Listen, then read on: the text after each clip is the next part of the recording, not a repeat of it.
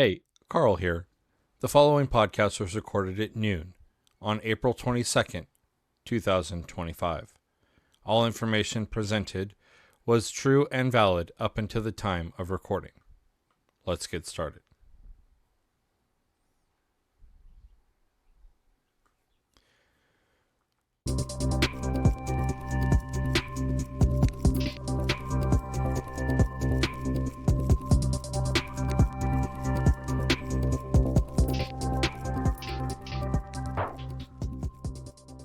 Welcome to Crayon Box Politics Weekly, your go-to podcast for breaking down the latest in state and federal legislation. I'm Carl, a retired Marine turned political enthusiast, here to help you stay informed and engaged. And I'm Avery. I am going to be your co-pilot, your co-host, and we're going to take this journey together. We're here to unpack the policies and decisions shaping our lives one bill at a time. Yeah, you wanted to say co-pilot, but we're both enlisted. Doesn't work here. Whatever. But in that note, grab your favorite color from the crayon box and let's draw some clarity from the chaos.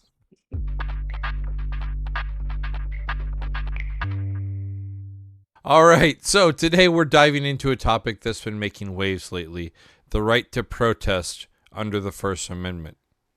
Yeah, it's really fascinating how this fundamental right keeps evolving into our modern context.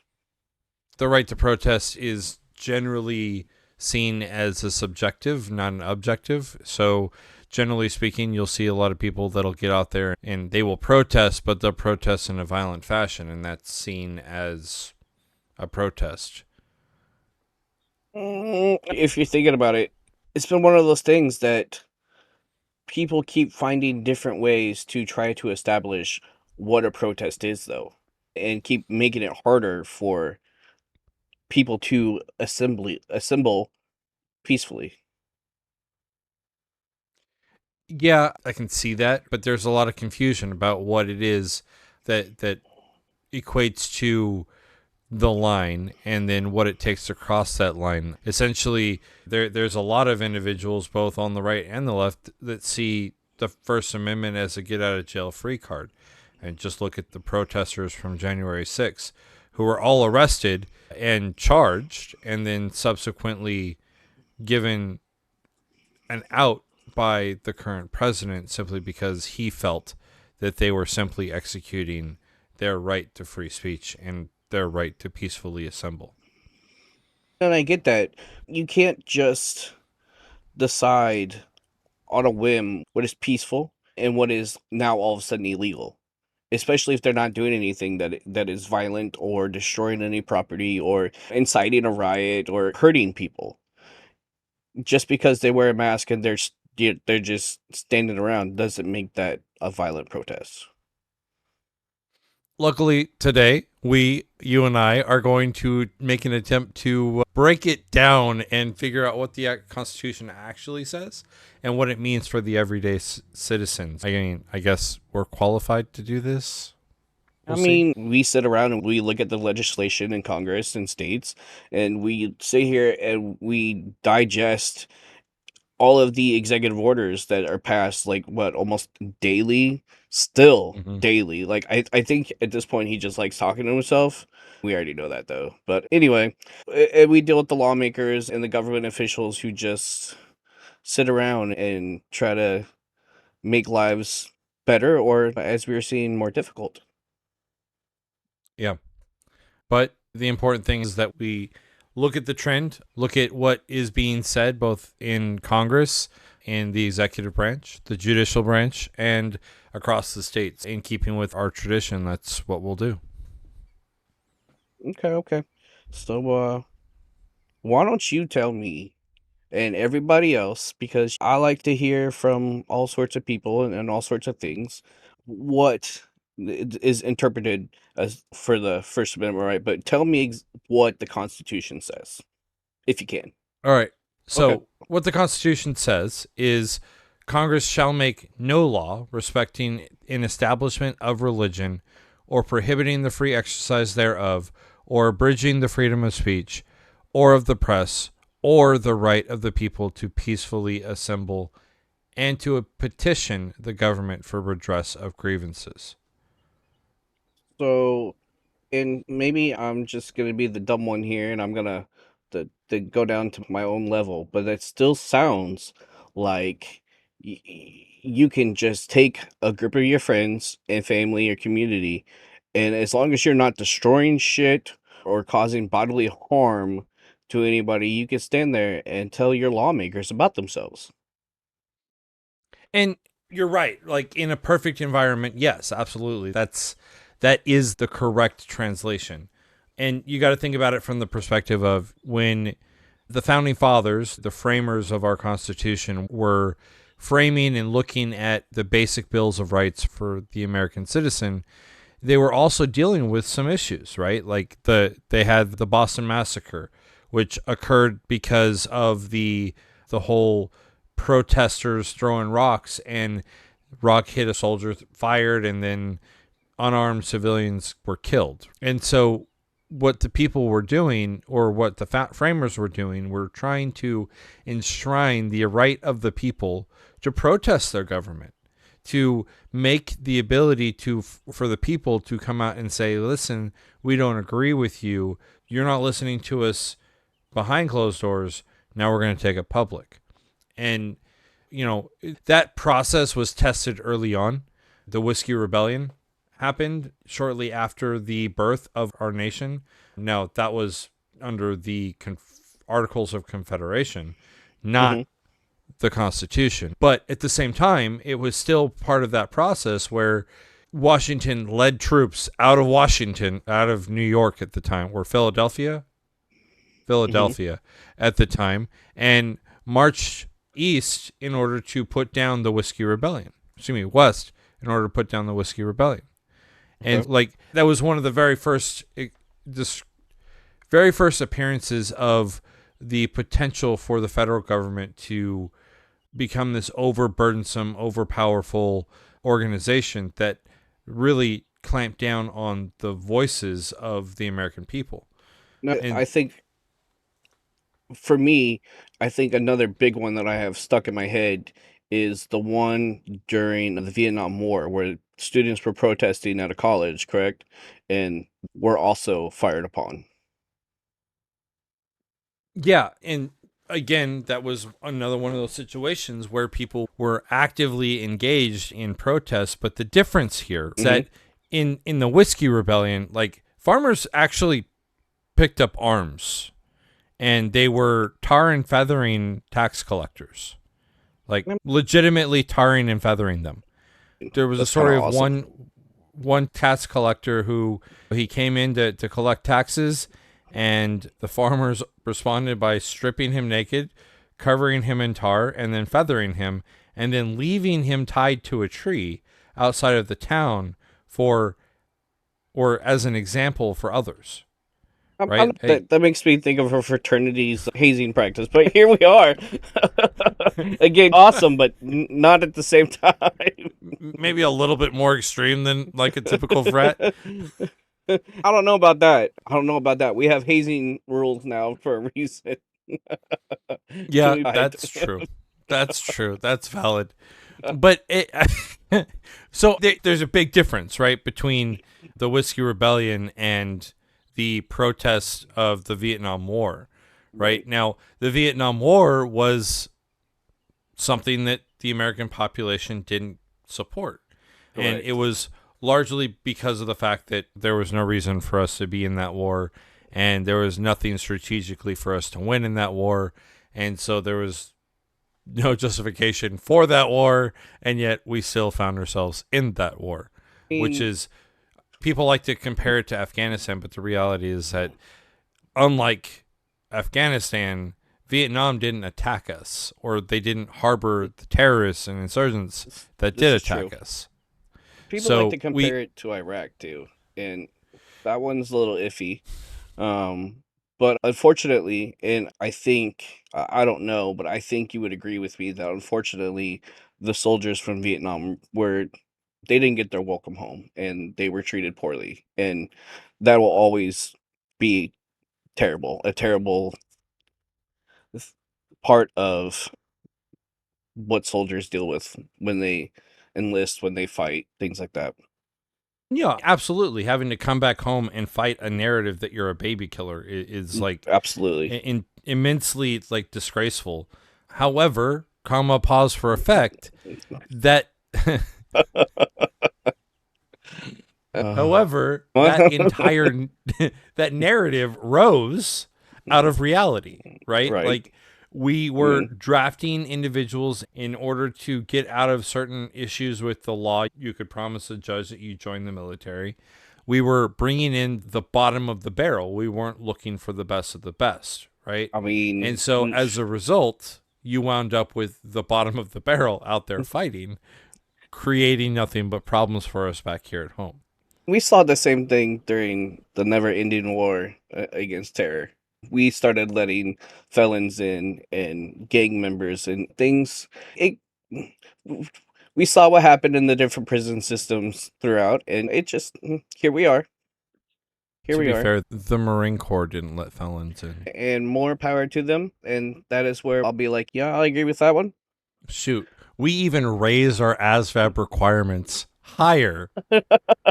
Just to make sure. And the army was Meanwhile, like, the fuck Army's it. over here. Hey, we'll take 3s and 4s on the ASVAB. Hey, yeah, we'll take it. We'll just light them up and let them get knocked down. That's pretty much what happened. You got a pulse? Can you steal oxygen? You're perfect for the Army. A weapon? Oh, you did armed robbery? We got this. You'll be great for the mafia, the E4 mafia. Sign you right and up. to be clear, folks, let me just be clear. Unless you've served, you have no right to talk the way that we are about the other branches. Like, sorry, but we do it out of love. That's just where we come from. Jarheads. Listen, it's better Hey. than the puddle jumpers and the ones that just played video games with our lives. Yeah. Yeah. Yeah. I'll never forget seeing a drone in person. That was a new experience for me. Yeah. Anywho, back to where we Good were. times. So that reminds me, speaking of Afghanistan, one of my favorite things that I saw when I got to Dwyer, because I was in Leatherneck, when I got to Dwyer, I get to see camels out in the wild. And they were actually in the wild, but they were in the desert, and there was this whole camel family, and there was like 3 of them. It was fantastic. I've never seen camels in the wild, just in the middle of the fucking desert running around. It was something to see. Let's put it that way. Yeah, I don't think I ever saw any camels while I was out there. That's crazy now that I think about it. Yeah, did not see any camels at all while I was out there. But The only ones I saw. They were right outside I digress, right? the fence, right? Yeah. And it's actually really funny that you bring up, or that we have really brought up the Middle East, right? Specifically our experiences in Afghanistan and Iraq. And the reason I say that is because as an analyst, right, and what I did as an analyst is I looked at one of my units, I looked at like the overall like international, like what are other nations doing type situations. I remember we talked about what you did. Yeah. And what I'll say is that, you know, I observed a lot of things that were occurring on the international stage during that time. This was back during the time when we were fighting for the repeal of Don't Ask, Don't Tell. And what I'll say is that there are a lot of nations where the right to peacefully assemble is considered a human right. There are others where it's considered a crime. And what I saw was death. Oh yeah. And what I saw was that there has been a steady trend towards authoritarianism within the local police and law enforcement and the paramilitary over the last decade or so. And that looks like the introduction of the use of non-lethal methods of force, to include utilizing a water cannon, right, off of a fire truck. And then they've also, like, you look at the Middle East, and they invented the utilization of tear gas as a crowd control method. Up and tear gassed everybody. Right, like they have, if not invented it, they have perfected it. Like, they know exactly how to do it, when to do it, where to do it. I mean, they did use mustard gas at one point to take Right, people out. So there's especially that. Yeah, Saddam Hussein. I was hitting that. Yeah, man, But he was a genius, but he was so evil. He literally was an evil genius. well, we did put him in power. That's true. So there's that. Yeah. Just like we put the Taliban in power. God, we are just not good at this nation building thing. And ISIS in Colombia. The Yeah, list is long. 100%. Yeah. But so what I'll say is that, you know, that experience has allowed me the special privilege, I'll call it, of being able to look at what's going on in our nation and be like, oh, I've seen this before. Yeah, let's talk about it. I've seen this bad. before. Before I even told you where I was, you were like, you already knew what had happened. Not that I was there, but you already knew about my base and what had happened. I'm like, you motherfucker. Anyway. Yep. That's God. So, anywho, the long and short You've of had it a is hand that, in my life for a long time. well, maybe not directly, but I've been Yes. around, right? So creeper. what I'll say is that the right to gather and protest is, in the United States' eyes, a fundamental basic right, right? Like, it was so important to the framers of the Constitution that they had to put it in the Constitution. Maybe not as important to them as the Second Amendment, which is the right to keep and bear arms, that got its own amendment for like a sentence and a fragment of a sentence. The right to protest, or excuse me, the right to assemble is part of an overall amendment called the First Amendment, which is the freedom of speech, freedom of press, freedom of religion, etc. Would you say, back to when you talked about water cannons and stuff, would you say the downfall really started besides the Vietnam War, but the civil rights movement? The protesters were really heavily beaten, and the water cannons and whatnot. Would you say that's like when it really started going downhill? Like I mean, ridiculously I think downhill. that what I would say is that you that's a much broader, larger, deeper, more compact can of worms than I think we're ready to open in Oh, this absolutely. perspective. I was talking, But you know, yeah, I would say, yeah, generally speaking, absolutely, right? But again, there that was is at a least very like fine 70 line years between ago. right. But again, there's a very fine line between what is a I really hate that it was like 70, 80 years ago. I'm sorry. In my head, You're I went welcome. through the process. Yeah, You said 70 years the ago, and I'm thinking that was the 1930s. Nope. That was definitely not the 1930s. What am I thinking? yeah, no, the little girl who was segregated in, she's only like 70.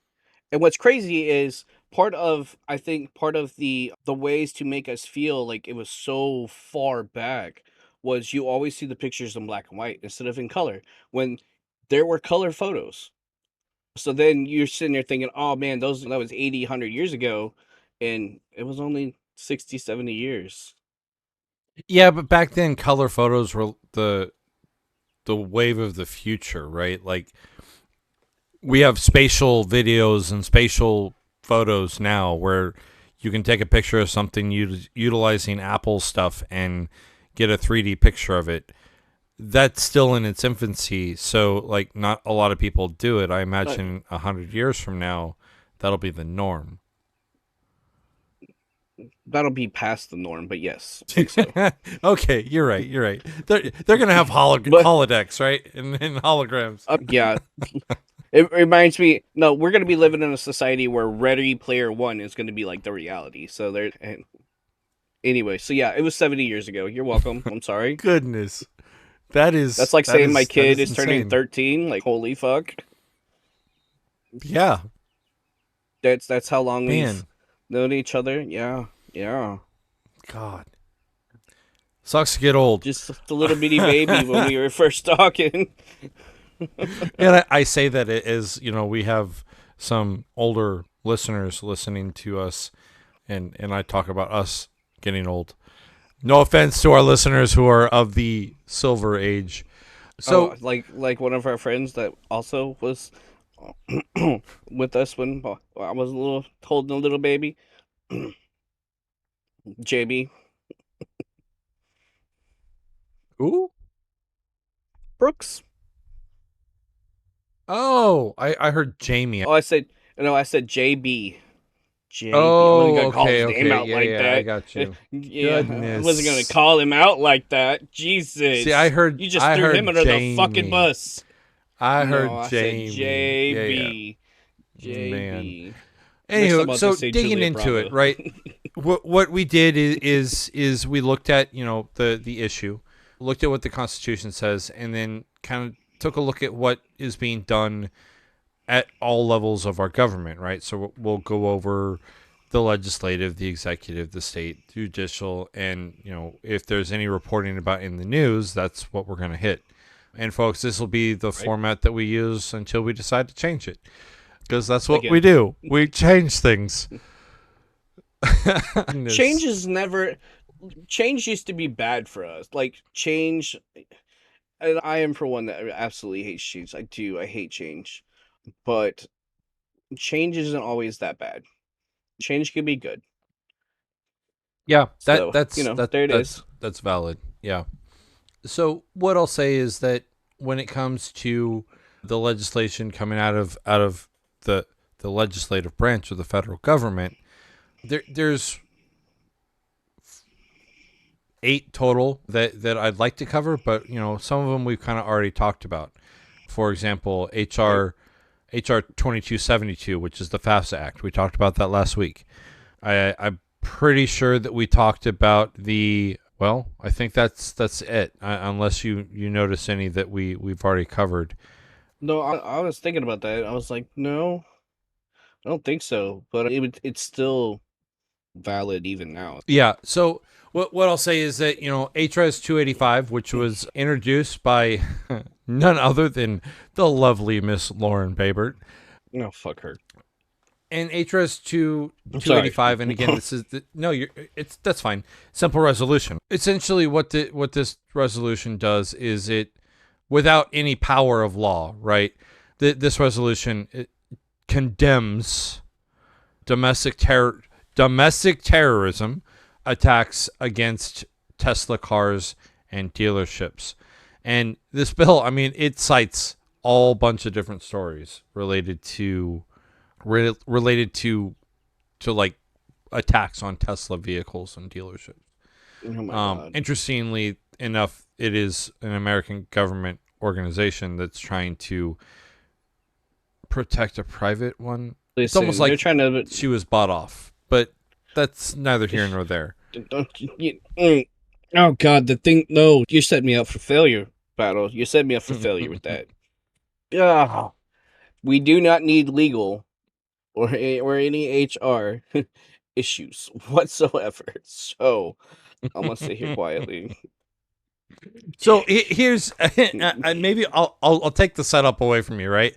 Here's what I'll say about this, right? I personally do not feel that this is an appropriate thing to be wasting time on for Congress. I understand it's a simple resolution. It has no legal bearing or justification whatsoever, but it does establish precedent, right? And precedent in a nation that is based off of the rule of law, precedent is everything. And Except so when you I want it to personally go ahead. amount it to almost treason. Come on now. Yeah. And so that's the thing, right? Is that the dangerous part about this is that it highlights calls from the Democratic Party to engage in such acts. But members of the Democratic Party have never said anything to the effect of we need to blow up Tesla stores, we need to set them on fire, nothing like that, right? We Now, need to go show them what we mean. Yeah, no, nothing like that. right. So at the end of the day, like it makes not sense. But closely tied to that, right, is another bill, and it's another simple resolution, right? And it's HRES 26, which is this one was introduced by the lovely Miss Marjorie Taylor Greene. God, she is Again, just Getting just to it. get. And this resolution designates Antifa as a domestic terrorist organization, right? Antifa, right? Antifa, which, okay, sure, I can see them as being identified as a violent extremist organization within the United States. Okay, but if that's the case, then we should be designating the Oath Keepers. We should be The KKK. designating the That's already God. one. What's the name? The Oh, god damn it! right? Like Oh, I don't know why I'm drawing a blank right now. hold on. This is what I'm here for.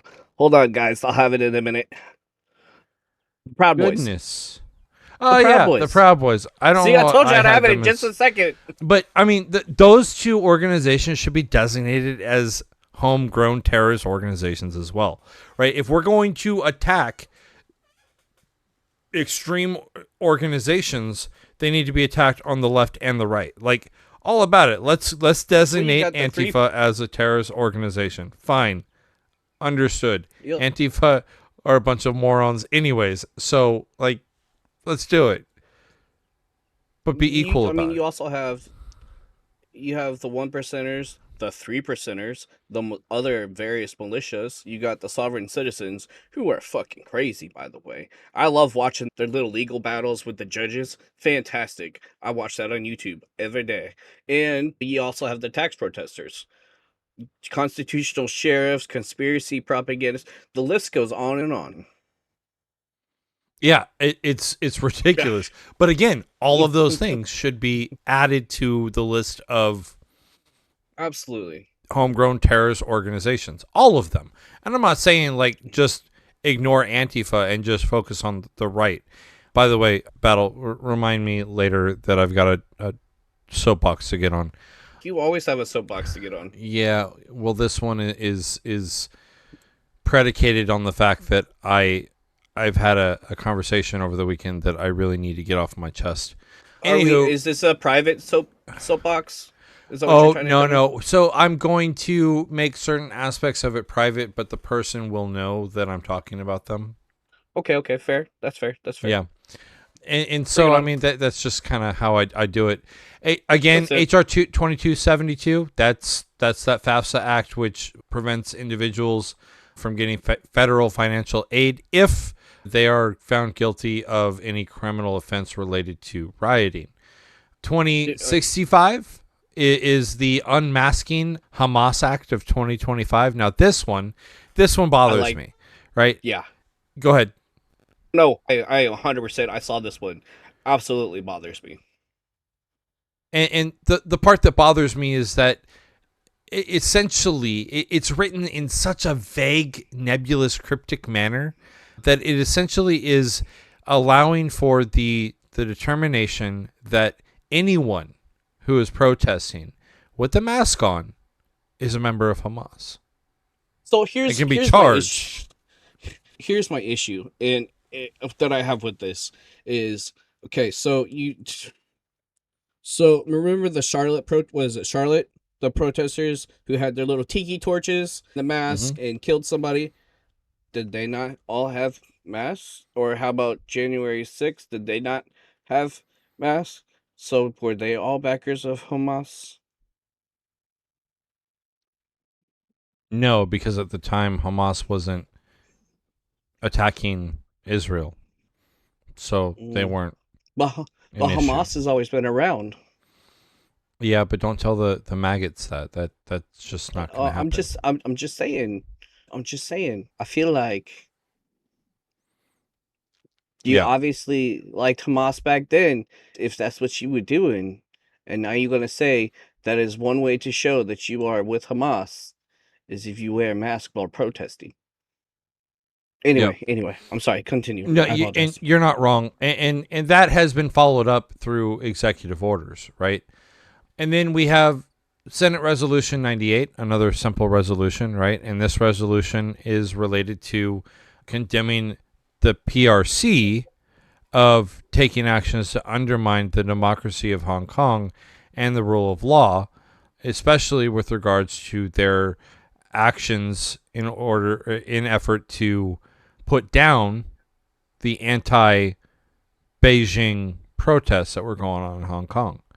I mean, if you remember, there was the whole umbrella protests. Do you remember that? Vaguely. Yeah, so the umbrella protest is where all of these protesters decided to go out, and whenever they went out to protest, they would put umbrellas over their heads. And the reason that they did the umbrella protest was to keep their faces and their bodies from being observed by overhead their cameras. overseer technology, right? Yeah. But in addition to that, they also served as shields against rubber bullets, against gas canisters. I mean, you name it. Like, they were used in great effect in order to amplify the ability for these protesters to protest. So I put this one in here just because of the fact that, you know, this is one of those bills that's like you're over here actively, right? Actively saying China should never have tamped down on protests, while at the same time turning around and actively arguing for the tamping down of protests. And then you've got HRES 166, another resolution, right? This one was by good old Mr. McClintock. And this is discussing the support for Iranian people's desire to have a democratic, secular, and non-nuclear Republic of Iran, while condemning the Iranian regime's terrorism and internal suppression. Wait a minute. What was that word? Condemning? Condemning. Goodness. But it's Holy like, shit. again, like Congress is saying, hey, all of you other authoritarian regimes, you can't do that. That's against human rights. But we're going to take a page out of your own playbook, and we're going to do the exact same thing to our people. So it's like a bait and switch. Like, hey, we support human rights. Psych, we don't. Like, what is that all about? And then you've got S399, right? S399 introduced by good old Marsha Blackburn. Marsha. And this one deals with obstructing justice through the picketing or parading near court buildings, right? So all those protests outside of the Supreme Court go away if 399 passes. The protests outside of jails goes away.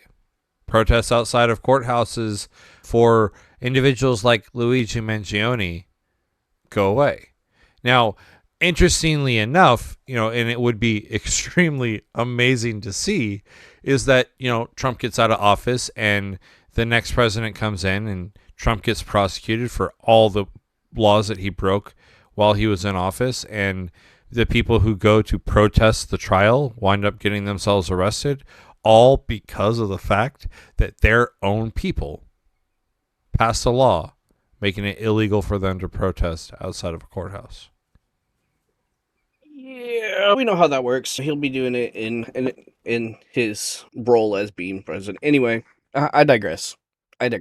Yeah, and so the last one that I want to talk about is HR 277. No text yet. This was introduced back in January of this year. There's no text to it, so I couldn't tell you what the text reads. But based off of the way that the summary is worded, which is to amend Title 18 to provide protections for nonviolent political protesters, and the fact that it was introduced by one Marjorie Taylor Greene, you can bet your bottom dollar that it very clearly spells out that there is a difference between a nonviolent protester, MAGA, and a violent protester, all liberal non-MAGA protesters. Of course. Right? Now, I can't guarantee you, but and that's a lot of conjecture, but that's kind of the way that I see that one playing out, right? And that is the unfortunate thing is that's kind of where we sit. We're passing these laws in the idea of proclaiming and preserving freedom of speech and the right to assemble, while at the same time we're passing laws that make it harder and more risky to Right. peacefully assemble. Now, I think we touched on the one last year, and this is or last week, and this is off the top of my head, the one about protesting at pipelines. We touched on that one last week because Yep. that one is a good one too. That falls into this week as well. Yeah, and we saw we talked a little bit about that one, and we saw that one popping up largely across the states as well, right? Like we saw those things popping up in the states that were dealing with those types of issues. Right. And again, it's one of those efforts where it sounds good in principle. In practice, it's a terrible idea, right? Absolutely. It's like communism, right? Communism sounds good in principle, but in practice, we're just terrible. not there. We Can't do it. I want to point out that Crayon Box Politics does not think that we should be communists, in that communism is where we should go and be. Just throwing that out there. Oh, yeah. Just throwing that out here. One Jesus day, Christ. someone is going to pull up that statement that I just made, and they're going to be like, Carl's all about communism. No, I'm not, right? Like, Nope. We just said in practice. No, yeah. But this is for real. We don't like it. Pure real. capitalism.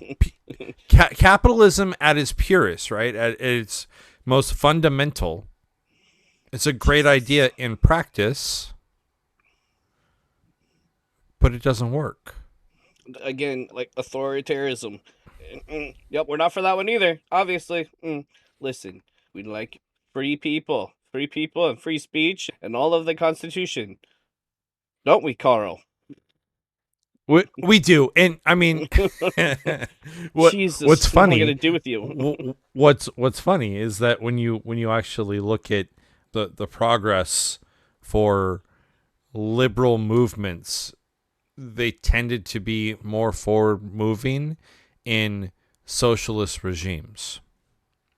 We don't even have a lawyer or HR department on the books, and you're already trying to fuck us over.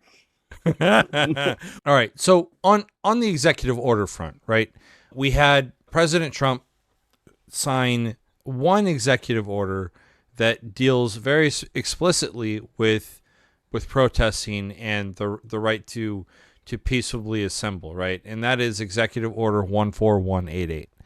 And 14188 talks specifically to it's the administration's commitment to combat anti-Semitism, right?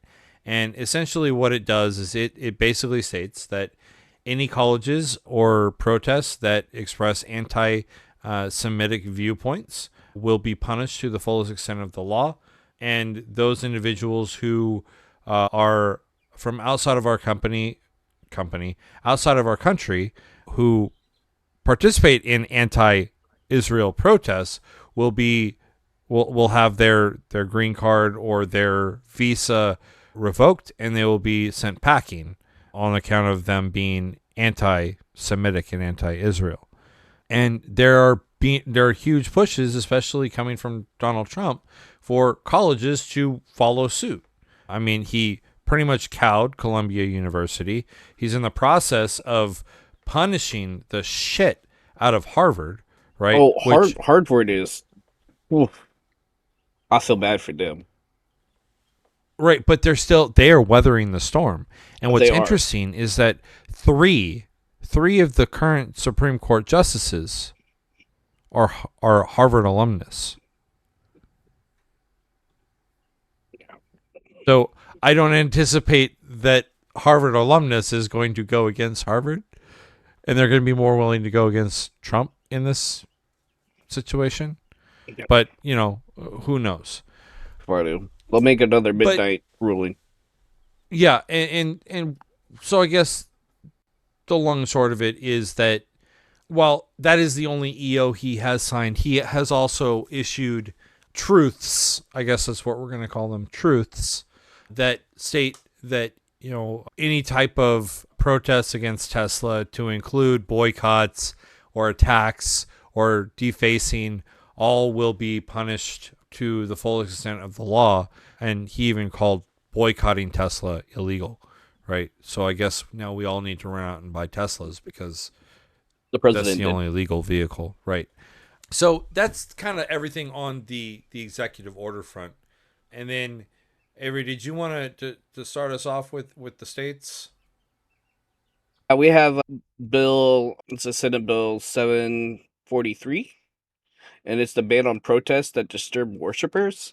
He's been on a kick lately that your right for religion and protesting is now up to bat next. It is how I feel about it, especially with the video that I showed you earlier about you can turn in your coworkers who are not religious and get them fired. But it's basically this bill aims to amend the existing statutes regarding the disturbance of religious meetings. It specifies the range of punishments for certain misdemeanor and felony offenses related to the willful disturbances of worship gatherings. It introduces harsher penalties for repeat offenders and outlines specific actions that constitutes or constitutes a it constitutes a disturbance and making unnecessary noise and obstructing passage of a religious meeting. So I'm not gonna lie,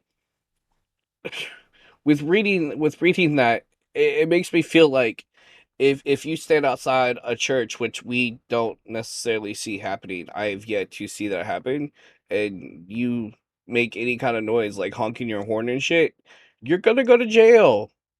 That's where I see that going. That is where he's reaching for. I'm not gonna lie. That's where I see it. That is the gray area. So here's the thing, right? Most Christians view a church as just a simple building, Hmm. right? However, we also view a congregation of fellow believers to be a church. And the reason I'm saying this is that the It's gonna way go that the law horribly. is written is, again, it's overbroad. Because now all I have to do is grab like 5 of my closest Christian buddies and walk down to a facility that is, oh, I don't know, Planned Parenthood, right? Yep. And I can just set up camp outside of Planned Parenthood and just pray, right? And if a group of individuals tries to come and counter protest me, all I have to do is call the cops on them for violating SB 743, Out of which, Oklahoma. by the way, has been engrossed, right? Yeah. And which means that it's pending signature from the governor, which means this will become a law, Yeah, out of right? Oklahoma. What? I Yeah, forgot and that it that is little out of piece. Oklahoma. Yeah. Yep. So, but again, this goes back into that whole discussion point where we're talking to the the the protests, right? Now, we can easily pull this one into a discussion on the freedom of religion. And we may rehash this one when we talk about freedom of religion next week. But what I really wanted to bring out here is that the overbroadness of this specific bill leaves it open for interpretation and allows for the punishment of violations to include any protests in vicinity of a quote unquote church, which is a group of people who are praying to their Lord and having a church meeting. So definitely want to keep my eye on this one because this could have broader implications down the road. Yeah, it's going to be interesting for sure. There's also the one out of Alaska, HB 71, the act relating to obstruction. It aims to establish legal consequences for obstruction of public places in Alaska. It introduces penalties for individuals who obstruct public access, including Class C felonies for serious offenses that create substantial risk to physical safety or interfere with the emergency response. The bill also allows for civil liberties, stipulating that individuals obstructing public places may be liable for significant damages based on the severity of that obstruction. Again, it's one of Right. those. And that one ties into the Alabama HB 412 Mm-hmm. and the North Carolina H 678. They're all basically they're virtually the same bill, like rinse and repeat type situation, right? Right. Where it talks to we're trying to protect our infrastructure, we're trying to make sure that protests aren't occurring. And I'm sorry, I incorporated HB 6 or excuse me, North Carolina H 678. That is incorrect. We'll get to that one shortly. But Alabama and Alaska 71 and 412, they are both basically mirror images of one another when it comes to preventing protesters. And that's what we've been seeing with, and like we've talked about over and over, is we see one state make a bill and it passes, and so the other states are like, hold my beer. And this is where we're getting all the same rinse and repeat bills. Yeah. Yeah, 100%. And you know what? Those make me think of the freaking Mace and how she's had viral confrontations showing quote unquote threats from constituents at, let's say, places like a store and everything like that. She's had 3 confrontations now. Yeah, I And think we've actually got one of those videos up if we want to roll it real quick. Yeah, go for it. You're getting in my face about a town hall. You could have gone last year. Would you like me? If you have any plans to have more town halls this year? I have town halls every year. I have over a dozen every year. Because you people on the left are crazy. You're absolutely crazy. I'm absolutely You are. And get out of my face. You're insane. Goodbye. You're insane. You. That's what you are. You're a disgrace. I asked you a simple question and you just to go on this tirade and tell me you. Yeah. You. Disgusting. Get out of my face. You. Get out of my face. Try it again. What's your name? What's your name? What's your name? Yep, I sure did. Absolutely. Get the out of my face. The fact that she admitted that she voted for gay marriage twice. Yeah. So I mean that's just one of those situations where, like, again, not necessarily she posted the video on herself. Right. And but she built it and she set it up so that it would make her look like the victim, right? And that's, well, of course. That's the thing that we got to take into account is that, again, we don't know the full impact, right? But she's going to go around saying that this individual is someone who attacked her and was being abusive and was being aggressive towards her, when she's already labeled it as she defends it and says that these are the threats conservatives are facing. Right. And so that is the problem, right? Is that, 10 years ago, it was Democrats who were talking about these are the threats that Democrats are facing. And now 100%.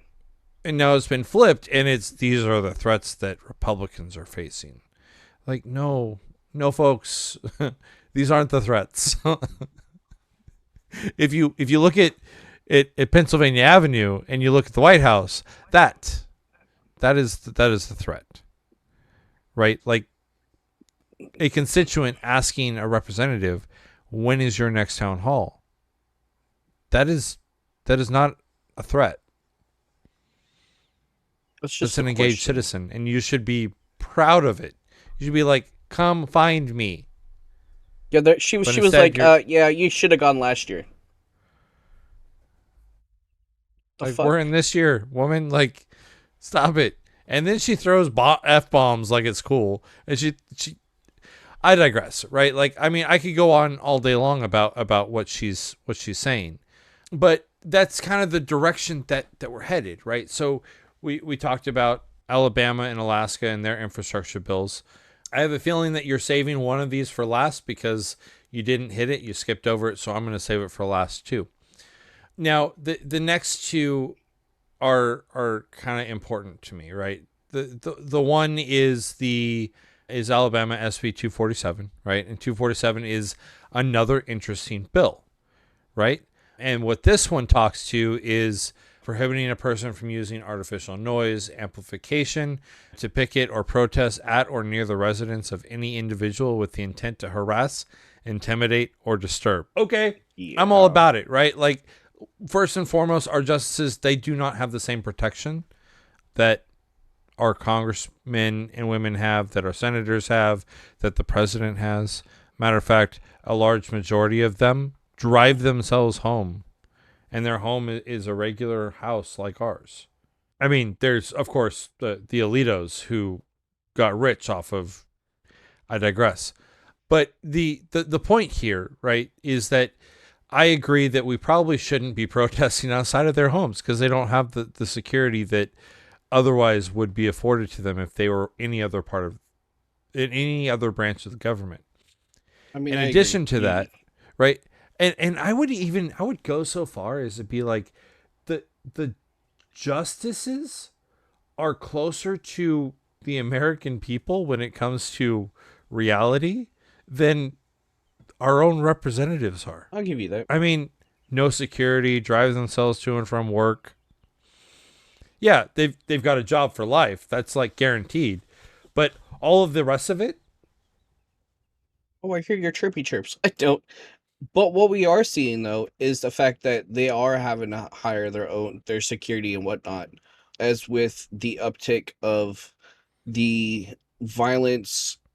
I wouldn't even say violence, but the fact that there was swatting and doxing going on when the first term of Trump happened, and even with them getting rid of abortion, there were a lot right. of threats and issues, which, I mean, again, there's that's where it falls into that I don't believe anybody should be threatened or anything, especially in their own home, in front of their families, in front of their kids.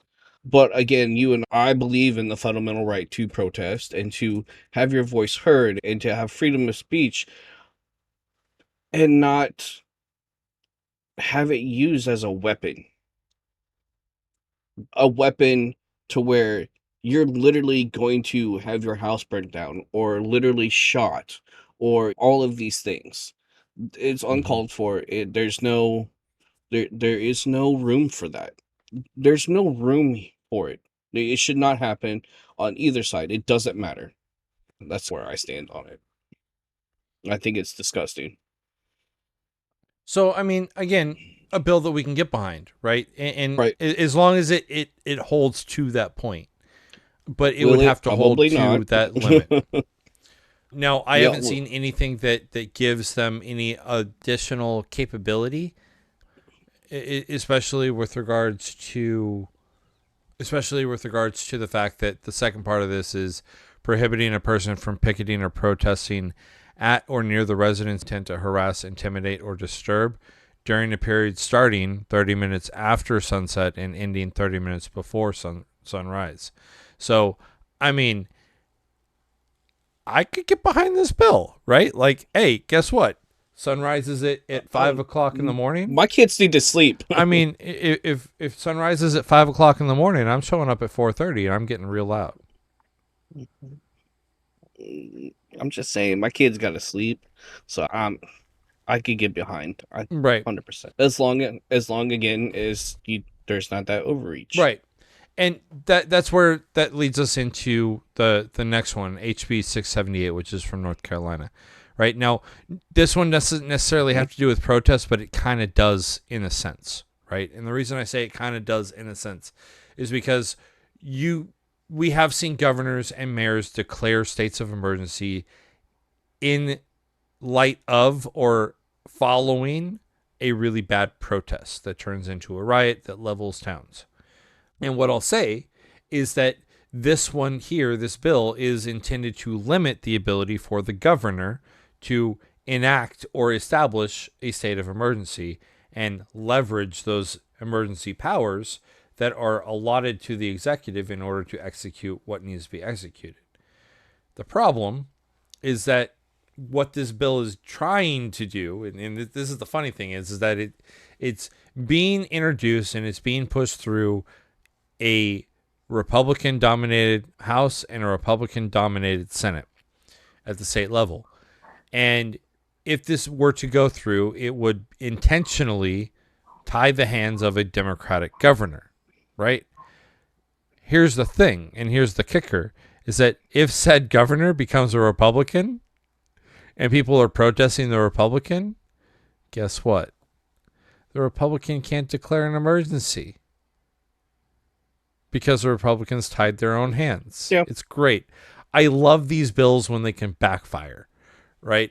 So that's just one of those. I agree with it in the sense that it is the legislative branch pulling in the reins and reducing the lead that the executive branch has at the state level.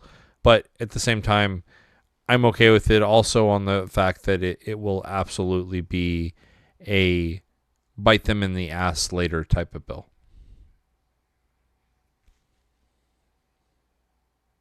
Yeah. Yeah. And then the last one is the one that I'm assuming that you say for last, which is the limiting the liability of motor vehicle operators for harm, and this is in Minnesota, caused to a pedestrian injured while illegally blocking a roadway. This is great. Like, part of me wants to be like, fuck, yes, I'm Yeah. all about it. But the other part of me wants to be like, yeah, this is a terrible idea. Listen. So when the George Floyd protest happened, right? And we had all these issues, and it was first run, and he was elected, and shit went to shit. We had protests here in Columbia, and we saw protests all over and where this became an issue. Yeah, there were people blocking the roadway, which is dangerous, but it's also their right in a way, and that's how they were getting their point across, by making people um upset and late. It's one of those things. Hey, you didn't hear us behind closed doors. You aren't listening to us in front of everything. So you know what? I'm going to make your life an inconvenience right now. And we saw people getting run over, and that is what happened here. And what's crazy is my wife was at this protest, and it took everything I had not to go down there myself and to hurt somebody for the craziness that was happening. Because when my wife goes to a protest, I sit here, I listen to the police radios and monitor everything on the ground, because somebody has to. That is how I leave my PTSD brain and the lack of control that is part of my issue. And so that's how I can keep sane, and I support her going to these protests, because I absolutely believe that is a fundamental right, and you should do it. White trucks showed up, and they were hauling ass through these intersections, and they had Trump flags and American flags. And as soon as my wife said, I need to get out of here, I was like, yeah, you do. If there's trucks showing up and running through intersections like that, you needs to go, because what happened, one of them decided to hit somebody and broke their hip, broke their ankle.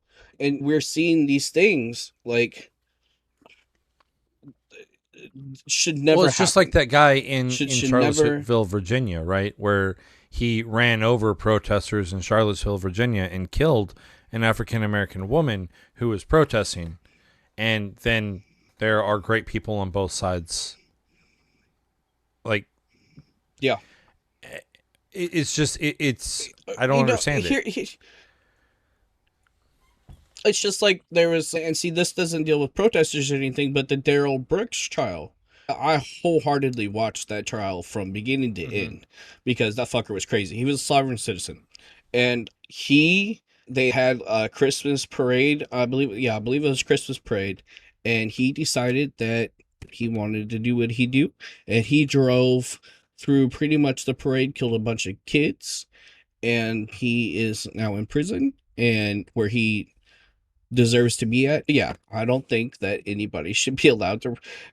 That's like a common sense thing. You shouldn't be allowed to run over people and then not be held civilly. I'm going to sue the fuck out of you if you run me over. But that's what this Minnesota law is looking to counteract, which is that I'm going to sue the fuck out of you. Right. I guess the idea here, or the intent here, is to make protesters more wary of going out and blocking a road. But what you're going to wind up having is a motorist who's like, nah, you know what? I'm allowed to run them over. And running people over Right. and like going out with the intent of running people over. Right. So I mean, like, while I I empathize with the people that are stuck in traffic because these protests are happening.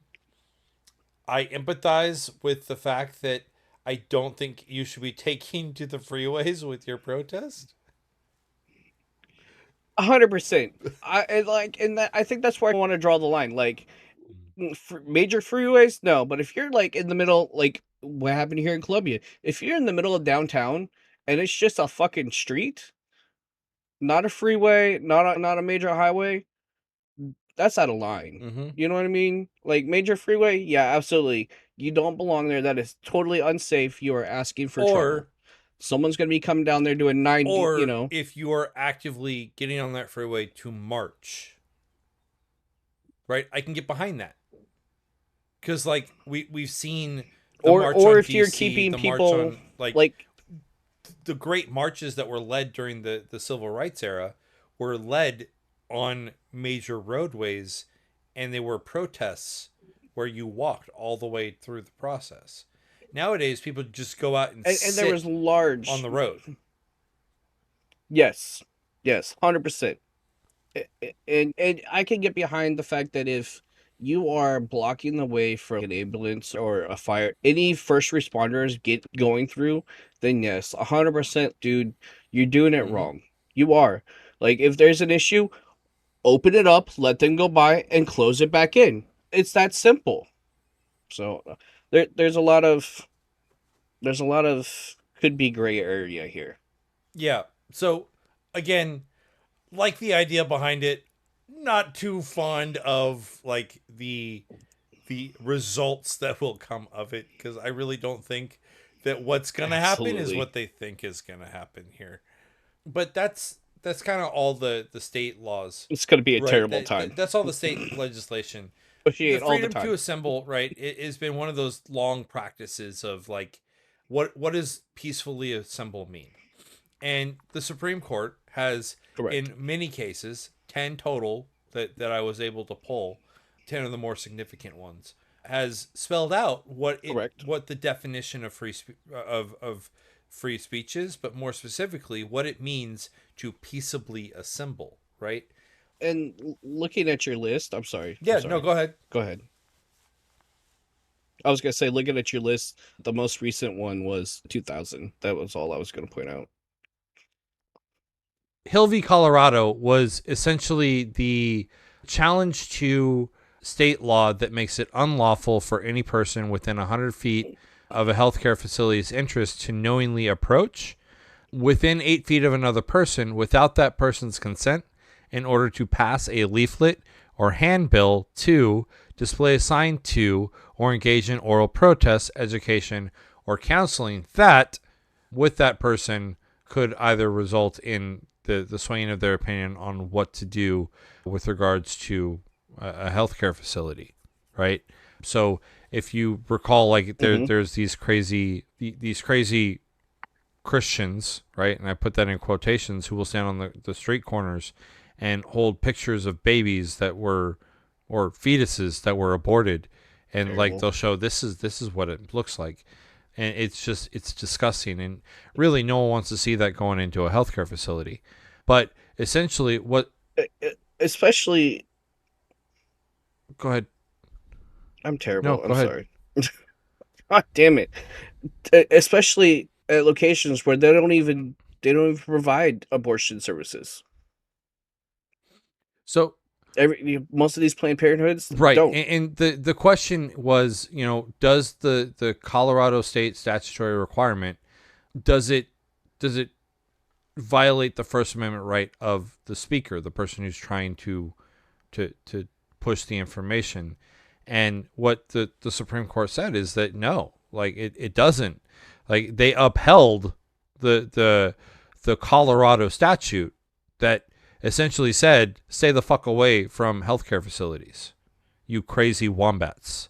So, I mean, that was one of those, like, it was a negative anti-free speech type ruling, but the way that it was done in a manner to preserve the right of the woman or the gay man or the girl who is going to a healthcare facility to get treatment.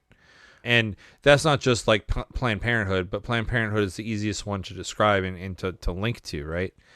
But bottom line, and I don't want to get into each one of these, but bottom line is it was a 50-50 split when it came down to it, right? The five of the major landmark decisions ruled in favor of and defining of what it means to peaceably assemble, and the other five ruled against peacefully assembling, right? And specifically ruled in favor of the government to restrict what that definition means.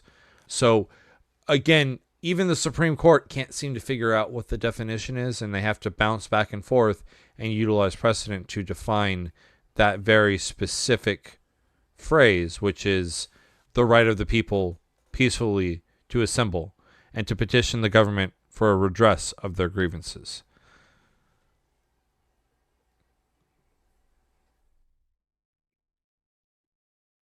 I agree. I'm tracking. I hear you. I follow. It is a very messy topic. The whole First Amendment is, the whole Constitution is as a whole, and we could talk about it for weeks and months, and it changes by. It seems like it changes by the day at this point, especially with this administration. Mm-hmm. So it's one of those we're going to keep an eye on, and we're going to keep bringing it up. And I'm sure a month or two from now, we're going to be like, oh, hey, by the way, here's an update. And it'd be completely different from where we're sitting at. Right. And I mean, we have been giving updates, right? Like, and we're Absolutely. going to continue to do so. Matter of fact, that's our next segment. It's our update and rounding it out, right? I know. I was trying to follow that in there. Trying to get us, trying to slide us in that direction. But I mean, at the end of the day, right? The issue of, of peacefully assembling is one that is kind of, it's like, what does it mean? What does peacefully assembling mean? Similar to the way that we could talk to, what does the right to keep and bear arms mean? And we've had that debate over and over and over again. And your Second Amendment folks, including me, will say, oh, well, shall not be infringed. Like, that's word for word what the Constitution says, right? But then we leave out in keeping with a well-regulated militia, right? The difference here is that the First Amendment is very clearly written, right? And it very clearly says that Congress shall not, and then lists the things that it shall not do. So with that keeping and with that understanding, we have a long way to go as a nation when it comes to freedom of speech. We have a long way to recognizing what it means to have freedom of speech, but also have to deal with the consequences of that free speech. We have a long way to go as a nation when it comes to figuring out how to balance the two different aspects of society, right? Like, what does it mean to be free, and what does it mean to live in society, right? Just because you have the right to say something doesn't mean that you should say something. And just because you should not say something doesn't mean that we need to turn that into a law that says you cannot say something, right? It's one of those very fine lines that we've got to walk. So Avery, unless you've got something else to add, that's kind of all I got on that one. I'm ready to kind of move into the rolling out. I was trying to head that way myself. So all right.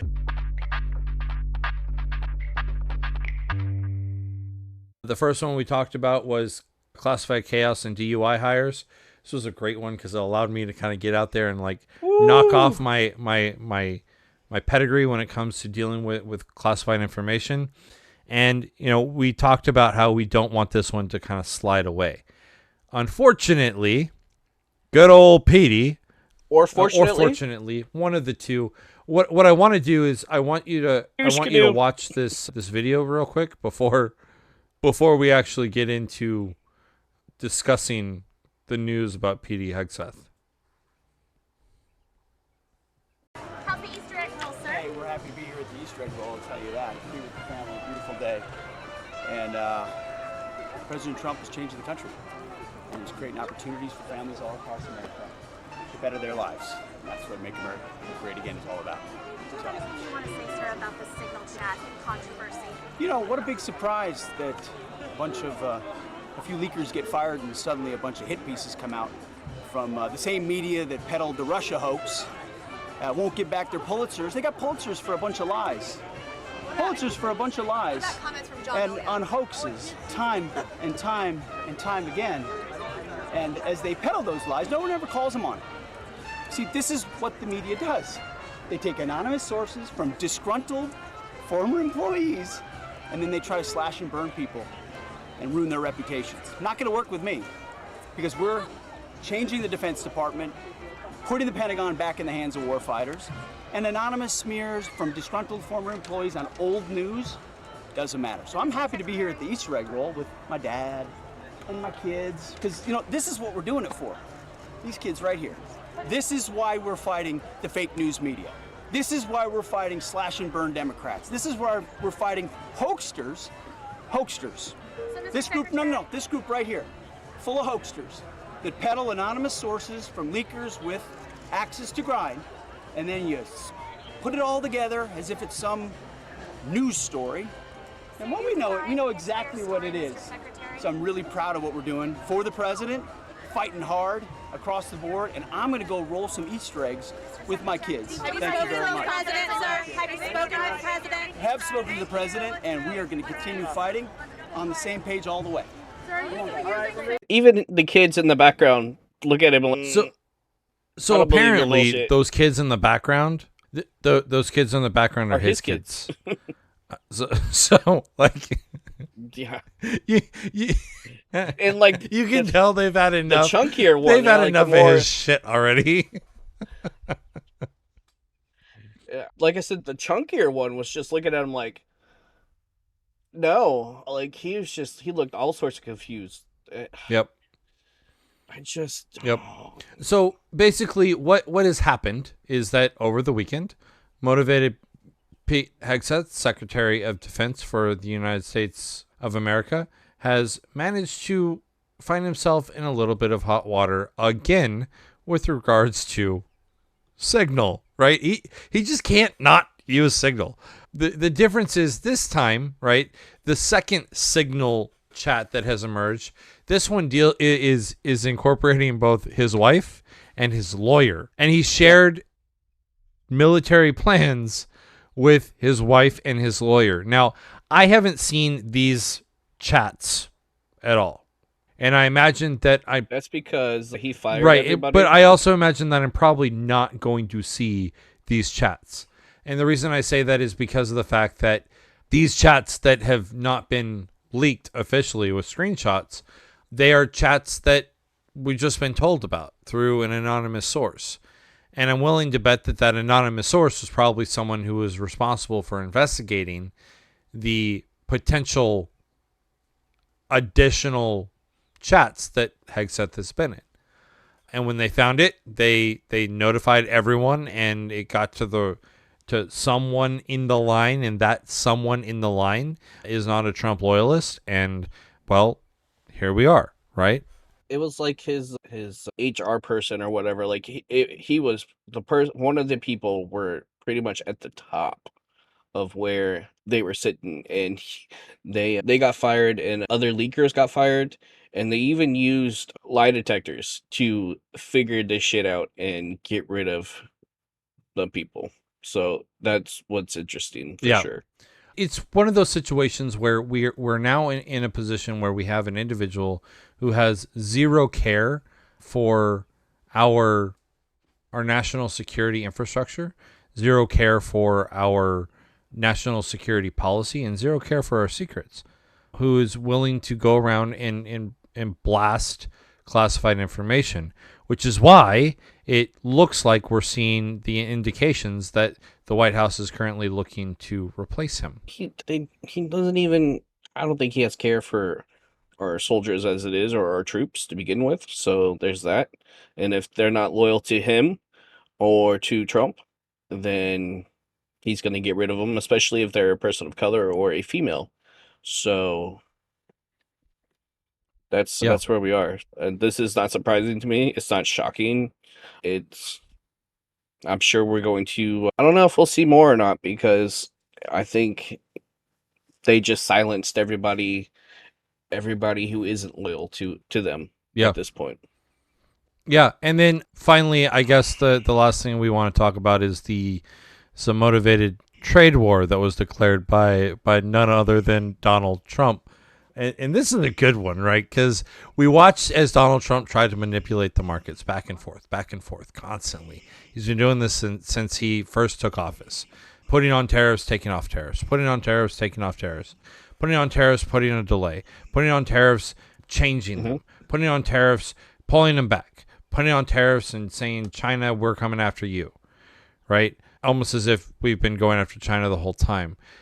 Now he's attacking the Fed because the Fed isn't working to cover the faults that are Donald Trump's faults, right?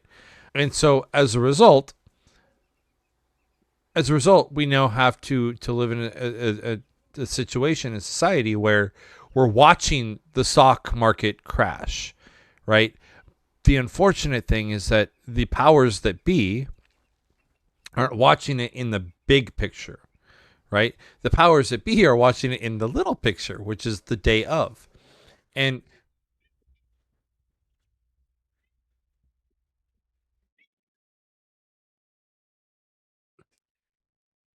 day of.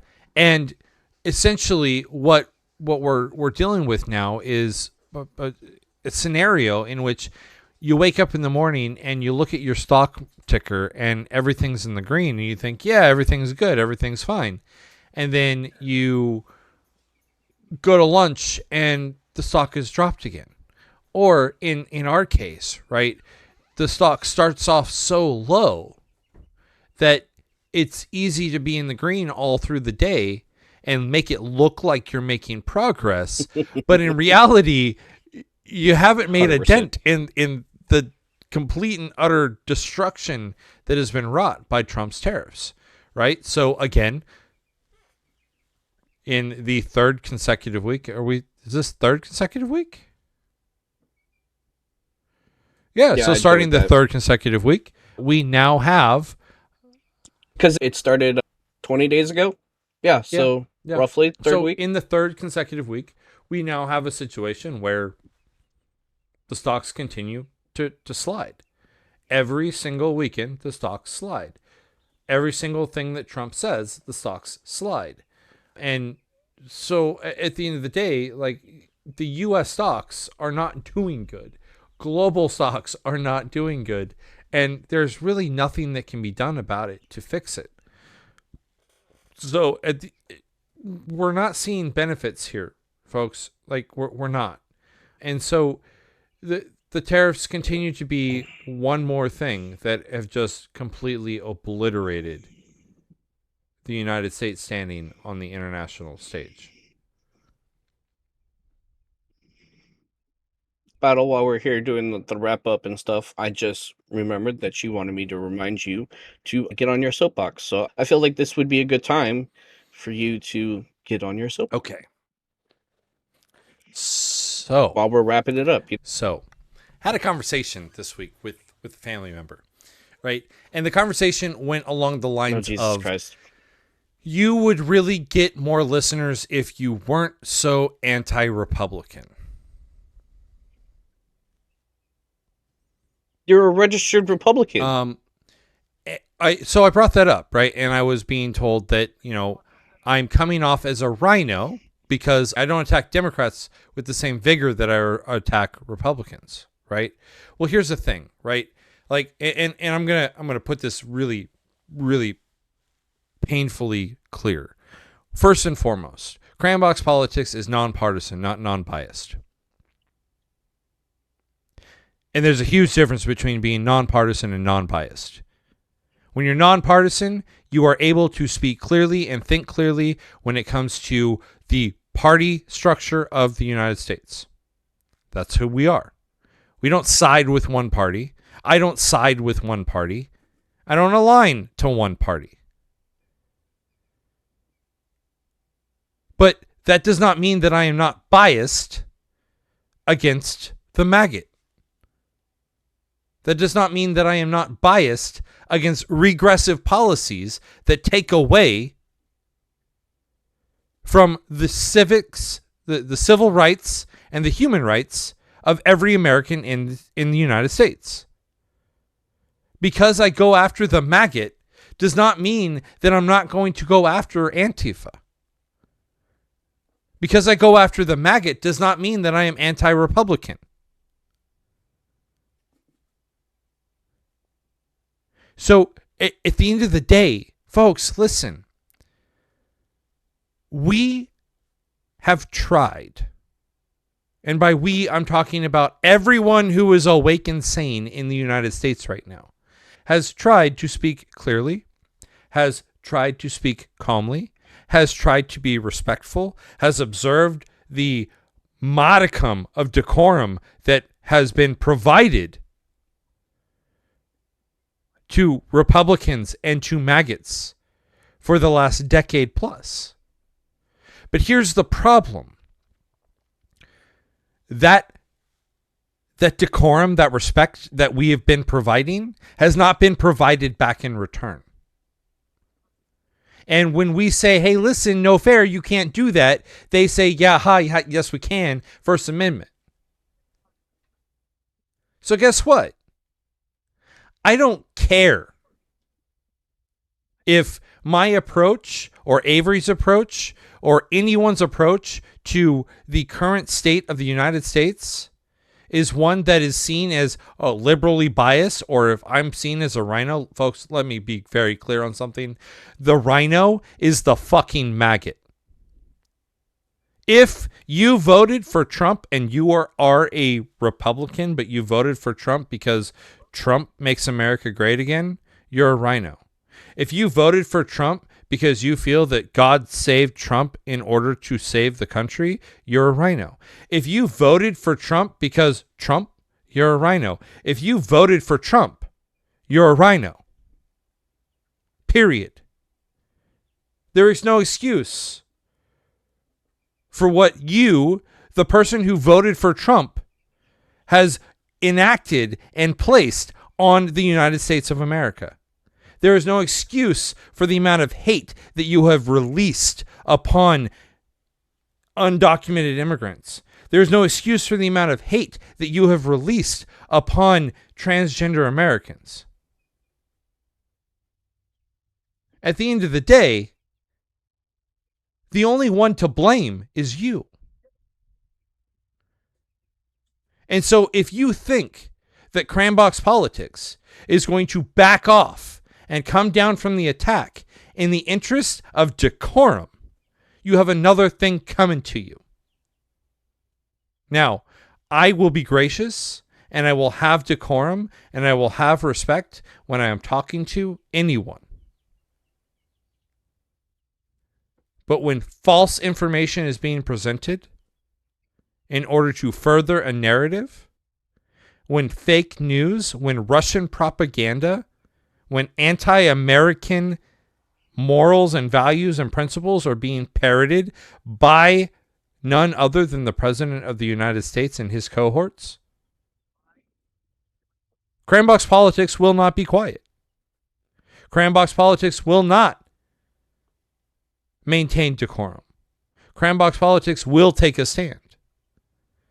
And if that means that we lose listeners or we don't gain listeners as fast as we could, then as one of the founders of Crayon Box Politics, I'm okay with this. I'm okay with this. I'm here with you. That's all I have to say. I'm getting off my soapbox. I'm with you. You and I, we are a lot alike. We are a lot of aligned. We don't always agree. That's what's great of us. And what you said is completely accurate. We're gonna do what we do, and no one is gonna stop us from staying aligned with what our core values are. And we have a lot of good things coming, and we have a lot of good things going on. And we'll talk about that more and more as those days get closer. And they are getting closer, and I'm so excited for them. Nothing and no one is going to stop us from doing what we're going to do. So, it's a soapbox I can get behind today.